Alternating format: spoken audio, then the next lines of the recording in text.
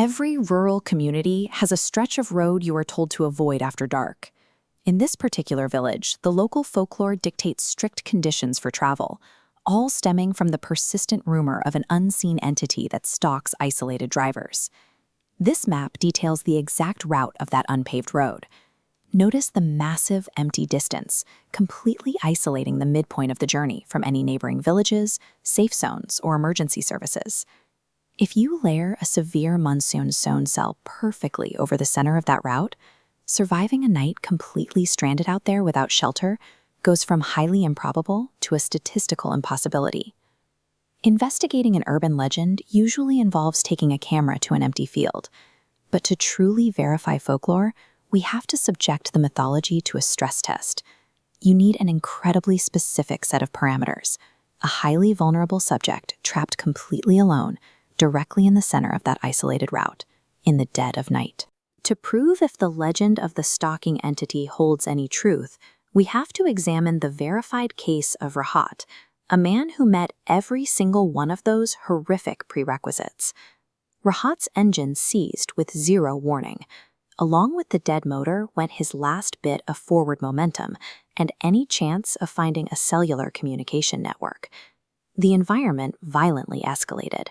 With heavy rain pounding against a dead speedometer in absolute darkness, Rahat was entirely physically exposed to the elements. He couldn't hike blindly back toward town in the mud. Waiting out a severe storm beside a dead engine is a guaranteed path to fatal hypothermia. The mechanical failure stripped away his mobility and his ability to call for help in seconds.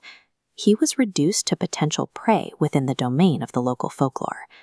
Through the heavy rain and thick tree line, a faint, unnatural glow caught his eye. The light was originating from an off-road structure that locals knew had been abandoned for decades, a building completely disconnected from any regional power grid.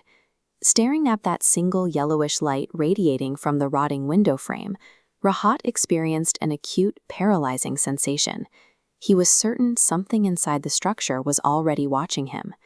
Despite the dread, he forced himself off the relative safety of the road, exerting massive physical effort to drag his body through deep, freezing mud toward the anomaly. Curious, analytical tone, we have to ask ourselves, is an isolated, illuminated light source in the middle of a dead forest a stroke of impossible luck or a highly calibrated predatory lure? When the human body is desperate enough for warmth and shelter, it will completely override its own survival intuition. It makes a highly dangerous trap look like a necessary sanctuary. Rahat finally dragged himself to the exterior of the house. He stood completely exposed in the freezing rain before a heavy, rusted entrance. Without him ever touching the heavy iron handle, the massive wooden door slowly swung inward, revealing a pitch-black interior. That independent mechanical action signals a transition. Whatever waited inside had seized total control of the environment. By taking that final step across the threshold, Rahat voluntarily submitted to the unseen entity's rules of engagement. He sealed his own fate. The exact moment his back foot cleared the threshold, the deafening roar of the monsoon completely ceased.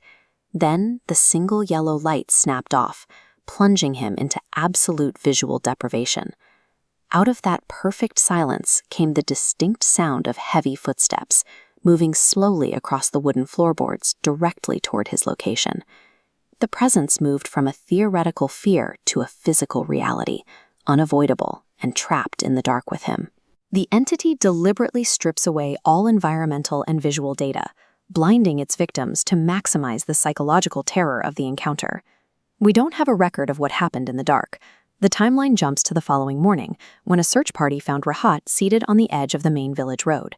His physical state had deteriorated drastically. His hair had turned completely white, and his eyes remained entirely hollow and unresponsive, the onset of a permanent regression into mutism. While extreme stress can impact a body, the immediate transformation of his hair and the total collapse of his speech represent a catastrophic neurological shift occurring over a matter of hours. Because Rahat's condition matches the specific, gruesome descriptions found in centuries-old village accounts, his state acts as a physical validation of the local folklore. The legends of the cursed road reflect a tangible danger. In this case, the price of verifying the supernatural was the permanent destruction of the human mind.